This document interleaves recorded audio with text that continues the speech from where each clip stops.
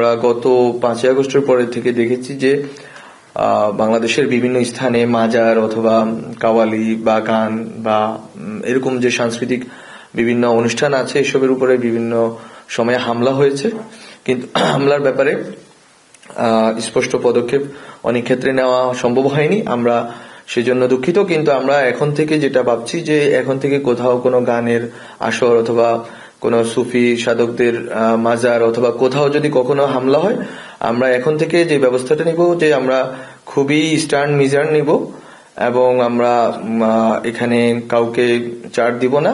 এই বিষয়ে আমরা খুবই স্ট্রং পদক্ষেপ নেওয়ার জন্য আমরা প্রতিশ্রুতিবদ্ধ।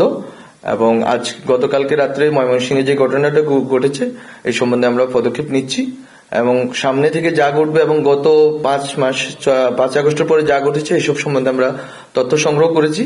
এবং যারা এখানে দায়ী আছে, আমরা বলবো যারা এখানে অ্যাগ্রিভড আছেন, বিক্ষুব্ধ আছেন, তারা দ্রুত মামলা করুন, আমরা পদক্ষেপ নিব।